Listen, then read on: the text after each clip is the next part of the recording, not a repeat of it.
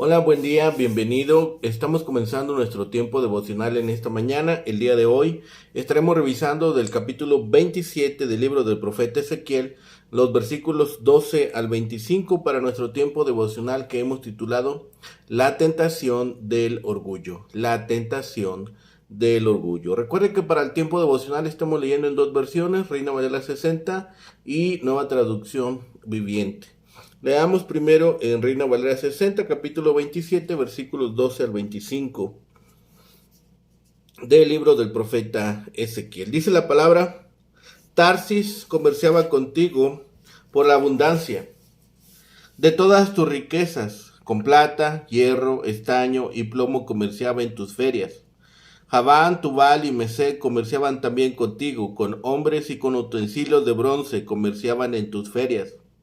Los de la casa de Togarma con caballos y corceles de guerra y mulos comerciaban en tu mercado. Los hijos de Dedán traficaban contigo y muchas cosas tomaban maderería de tu mano, colmillos de marfil y ébano te dieron por sus pagos. Edom traficaba contigo por la multitud de tus productos, con perlas, púrpura, vestidos bordados, linos finos, corales y rubíes venían a tus ferias. Judá y la tierra de Israel comerciaban contigo con trigos de Minit y Panac, miel, aceite y resina, negociaban en tus mercados. Damasco comerciaba contigo por tus muchos productos, por la abundancia de toda riqueza. Con vino de Elbón y lana blanca negociaban. Asimismo Dan, el errante Javán, vinieron a tus ferias para negociar en tu mercado con hierro labrado, mirra destilada y caña aromática. Dedán comerciaba contigo en paños preciosos para carros. Arabia y todos los príncipes de Cedar traficaban contigo en corderos y carneros y machos cabríos. En estas cosas fueron tus mercaderes. Los mercaderes de Sabá y de Ramá fueron también tus mercaderes. Con lo principal de toda especiaría y toda piedra preciosa y oro vinieron a tus ferias. Arán, Cane, Edén y los mercaderes de Saba, de Asiria, de Quilmad, contrataban contigo.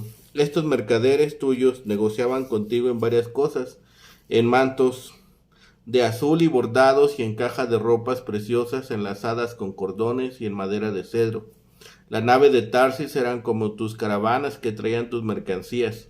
Así llegaste a ser opulenta, te multiplicaste en gran manera en medio de los mares.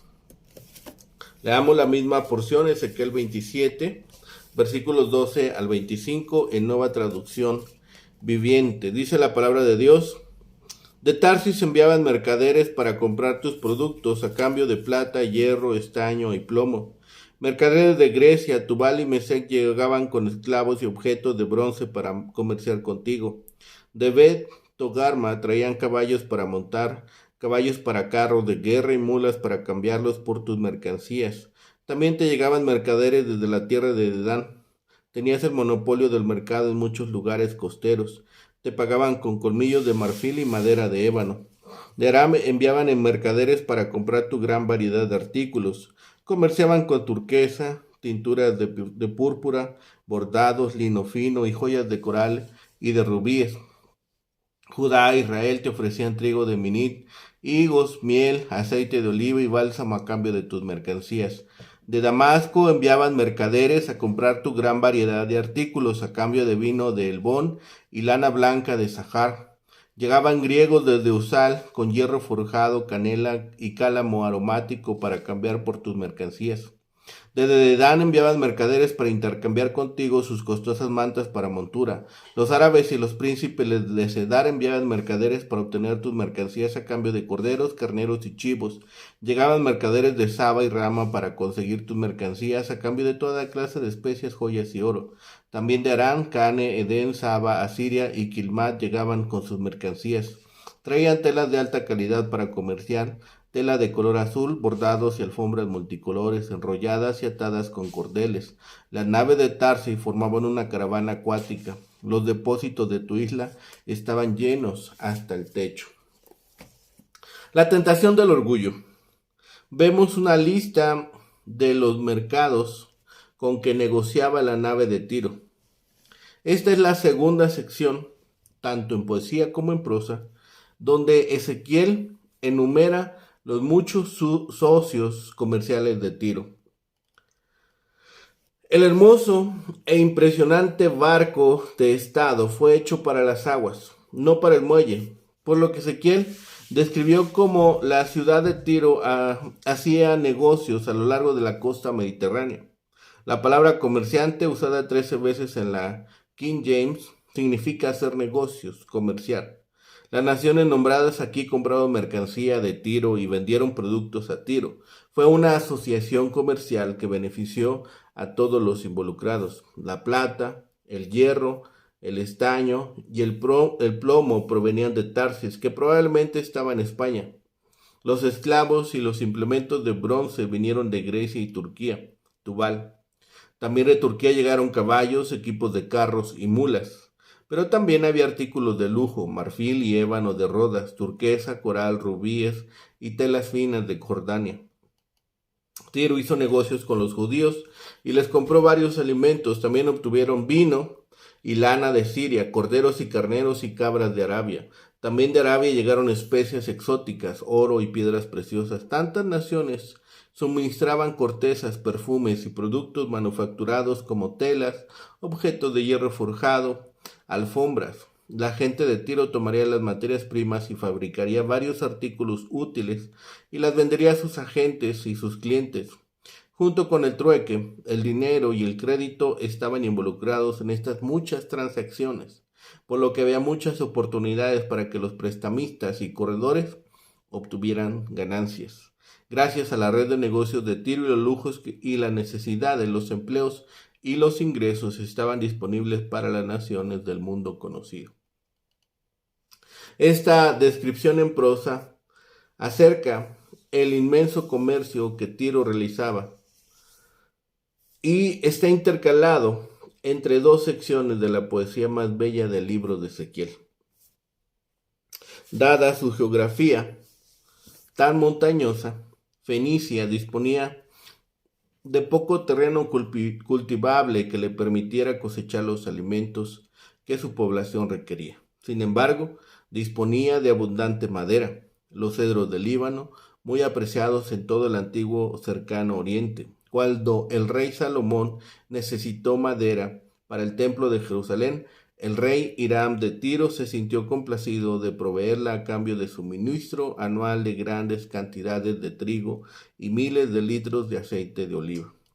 Ezequiel nos da esta lista de los socios comerciales de Tiro, principalmente los de la cuenca del mar Mediterráneo y de los productos que eran objeto de comercio: Tarsis, Grecia, Mesec, Rodas, Aram, Judá, Israel. También aparecen en la isla Damasco, Elbón, Bedán, Javán, Dedán, Arabia, Aram, Cane, Kimat. Todos estos comerciaban con Tiro. La mirra destilada también podría ser la corteza o brotes de una planta con sabor y aroma a canela. La caña aromática de la que hace mención Ezequiel es un junco de las regiones pantanosas o una palma trepadora cuyos tallos servían para confeccionar artículos de mimbre. También, en forma poética, Ezequiel nos transmite a través del capítulo 27 y 28 lo que sucede para este lamento. Recordemos que el capítulo 27 empezó con este canto fúnebre por Tiro.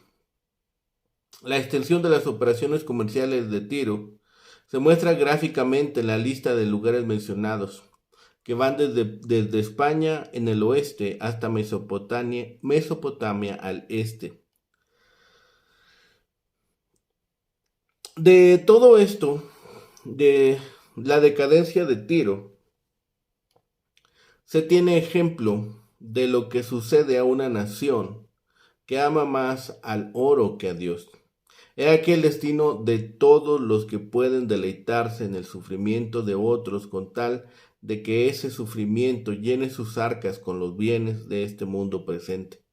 El historiador Arnold Toynbee ve el materialismo como uno de los principales factores en la ruina de las civilizaciones pasadas. El ejemplo de Tiro es seguido aún en el siglo XX, con su pensamiento cuantitativo. 2 siglos hace ya que Goethe observaba que el espíritu tiende a adoptar un cuerpo. Hablaba de nosotros, para quienes las cosas materiales demasiado a menudo son lo más importante o se vuelven lo más importante. Ezequiel nos dice en este pasaje los socios comerciales que tuvo cerca y lejos, y la mercadería de la cual Tiro echaba mano, de la calidad y la variedad que llegó a manejar. Estos socios comerciales de Tiro abarcaban las fronteras del mundo conocido de su época. Sus productos incluían una gran variedad de mercancías, como hemos visto. El hecho de que Tiro haya mantenido transacciones comerciales con aproximadamente 2 docenas de naciones y ciudades muestra su vasta influencia y experiencia comercial. El mercado de Tiro era tan dinámico que las naves de Tarsis eran como caravanas que llevaban sus mercancías. Tarsis no se refiere al lugar donde provenían los barcos. La frase nave de Tarsis probablemente alude a grandes veleros que transportaban mercancías por el mar. Ese es el tipo de embarcación que Hiram y Salomón construyeron para importar mercancías a Israel. Esta sección tiene también como propósito mostrar los alcances del trabajo de Tiro. Lo hace en primer lugar mencionando el tipo de tarea que realizaba, en segundo lugar, las ciudades o naciones con las que comerciaba, y finalmente es muy significativo notar que el profeta señala las mercaderías que se negociaban. En cuanto al primer tema, el tipo de tarea que realizaba, se puede notar que el texto usa una serie de palabras para referirse a su tarea. Sobre este tema se debe enfatizar que más de un término hebreo se traduce de la misma manera. Por ejemplo, versículo 12 se dice comerciaba, sahar, y en el versículo 13 se vuelve a decir comerciaban, racal. Sin embargo, son dos palabras diferentes. En términos generales se puede decir que el texto usa varias palabras que aparecen más de una vez y que pueden ayudar a comprender qué tipo de comercio realizaban. Como ya se ha mencionado, la naturaleza del negocio o comercio de Tiro podría ser presentado a través de los siguientes términos: comerciar como sahar y comerciar como racar, pagar, natán, y estos son los actos que esta ciudad llevaba adelante. Comerciar, sahar. El sentido original de este verbo era recorrer, moverse. En este sentido, un comerciante es el que se mueve y logra de esta manera rédito o ganancias, como por ejemplo los pastores buscando alimento para sus rebaños en los campos. El amplio uso del término en este pasaje muestra que esta es la primera característica de la ciudad. Su interés estaba en el movimiento y en la ganancia que podía obtener de eso. Comerciar, racal,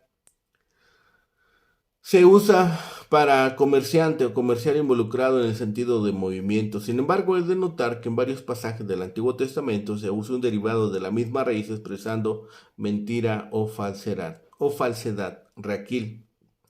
Este último agrega un nuevo elemento a la particularidad comercial de la ciudad. No solo eran comerciantes, sino que lo hacía sin ética. Vendía si era necesario, recurriendo a la mentira o al engaño. Pagar, natán. Este es un término que se mencionó con anterioridad y significa dar o entregar. Los intereses en este pasaje es la combinación de este con dos palabras, una que se traduce como mercaderías. El sentido general del término es cambiar algo para entregar. La segunda palabra es la que se encuentra en los versículos 13 y 15, mercancías. Tiene el sentido de prenda o promesa. El uso de estas combinaciones muestra el factor de intercambio, los bienes que canjeaban, los pedidos y promesas que se tomaban para negocios. Además de estos términos, que como se mostró, se usan en más de un solo versículo, hay otros, pero estos bastan para mostrar que su trabajo consistía en ser un agente comercial. No producían, sino que vendían. No tenían límites no solo por donde se encontraban sus clientes, sino porque estaban dispuestos a todo con tal de cumplir con su tarea, engañar. ¿Era lícita la tarea de Tiro? De ninguna manera. Pero sí era reprobable cómo lo hacía. a lo que se le debe agregar que el éxito en la tarea producía en los mismos una sensación de seguridad o supremacía que estaba fuera de lugar. Es posible que haya aquí una lección para quienes cumplimos distintas tareas. Se debe hacer respetando normas éticas básicas y sin desarrollar un sentimiento de superioridad por la posible notoriedad en la misma. En referencia al segundo de los temas involucrados en este libro es que comerciaban. Así que el texto comienza y termina mencionando a Tarsis. El uso de este lugar muestra la extensión del comercio marítimo que tenía esta nación. En varios lugares del Antiguo Testamento se menciona este lugar como símbolo del extremo o lejanía. Como veremos en los siguientes capítulos, en las siguientes sesiones, de este pasaje se mencionan al menos 20 naciones que tenían trato directo con Tiro y 3 que mantenían un trato o comercio indirecto: Saba, Asiria y Quilmán. Las ciudades mencionadas se presentan como sigue. Primero, Tarsis. Aunque ya se había hablado de esta ciudad, se debe agregar que varias de las referencias que se encuentran en el Antiguo Testamento sobre esta ciudad parecen indicar que se encontraba en la costa, pero al mismo tiempo de encontrarse en la cercanía del mar, era reconocida como una tierra rica en metales, tales como la plata, el hierro y otros señalados en este texto. Grecia, Tubal y Mesec. Aunque la ubicación de estas tierras es difícil, es señalar que las Sagradas Escrituras las enumeran juntas. Algunas traducciones transliteran la palabra Javán. Este es el término que se usa habitualmente en el Antiguo Testamento para referirse a los griegos, mientras que Tubal era usado para referirse a un lugar que se encontraba al norte, en Asia Menor y en cercanía de Grecia. Mesec es relacionado generalmente con el anterior, por lo que se trata seguramente de una nación vecina de esta. En la ocasión en que es citada sola es para enseñar su fiereza. En relación con esto último hay que notar que son los únicos entre los asociados con Tiro que comercian vidas humanas, es decir, esclavos. En resumen, se puede decir que se refiere a Grecia y sus vecinos. Betogarma, un pueblo que es mencionado en el texto bíblico como descendiente de Gomer, en el mismo libro de Ezequiel es vuelto a mencionar como ubicado al norte y enemigo del pueblo de Dios. Rodas y muchas costas son estos lugares donde Rodas y Dedán es mencionado. A esta ciudad marítima se le agregan muchas costas que, como se ha mencionado, se refiere a ciudades costeras o islas. Recordemos que Rodas es la misma isla que se encuentra en el mar Egeo. Su importancia era que controlaba el ingreso a este mar, lo que le daba un poder económico importante. Edom o Aram. Se trata de los edomitas que ya se ha mencionado anteriormente. Judá y la tierra de Israel.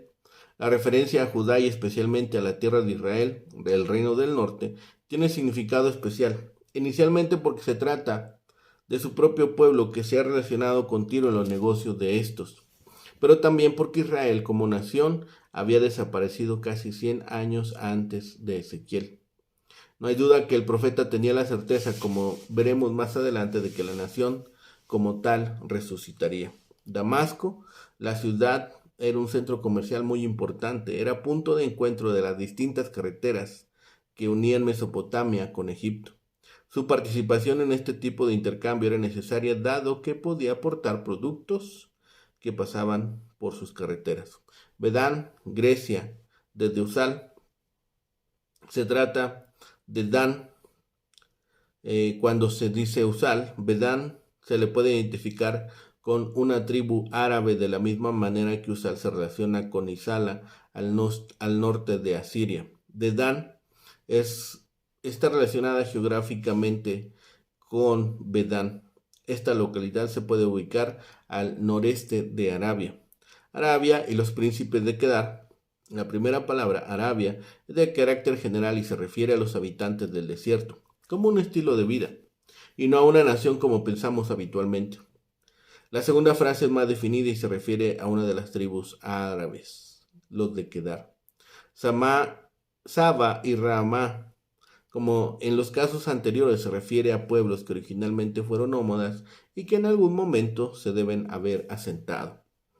El primero, además de su mención en la tabla de las naciones, es recordado por el lector de la Biblia por la visita de su reina a Salomón.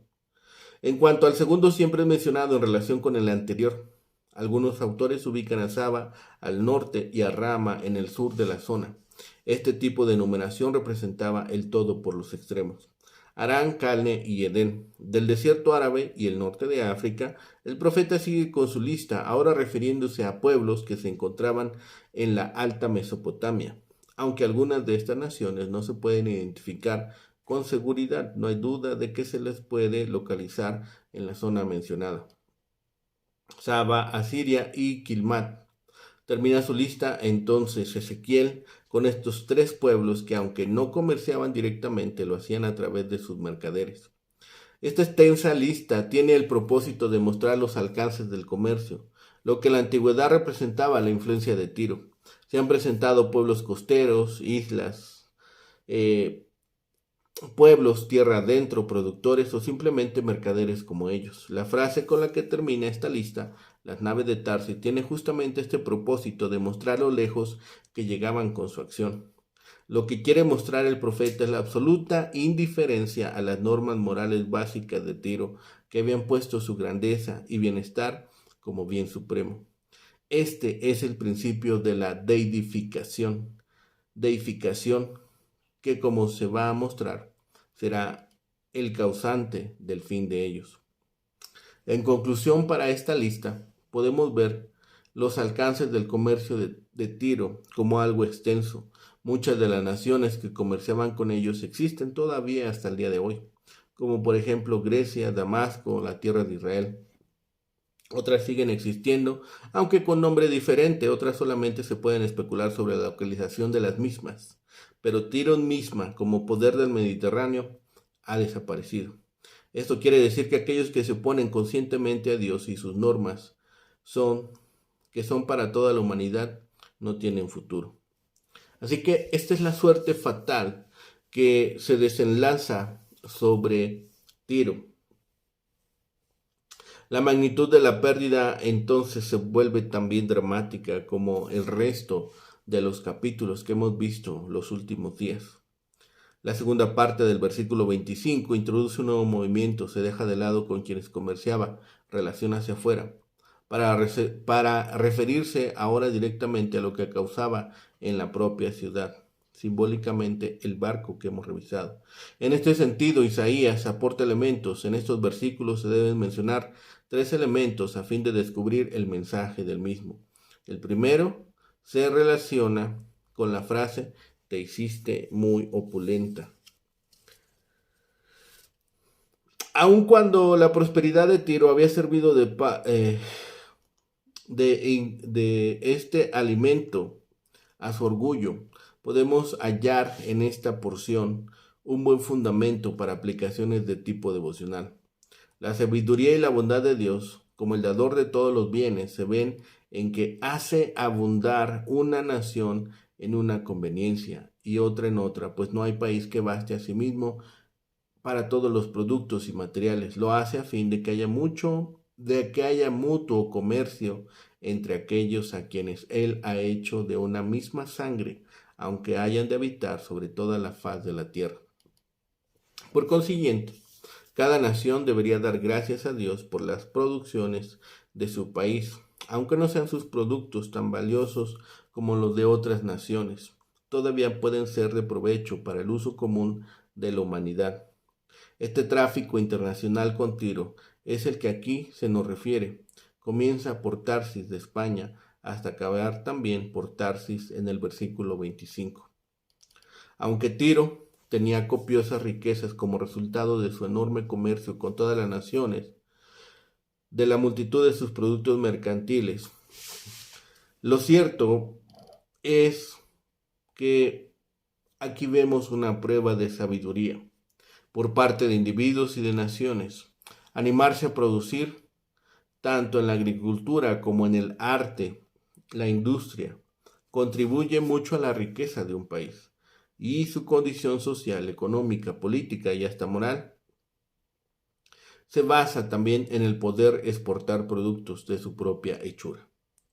La lista de socios comerciales entonces se va desarrollando como algo geográfico.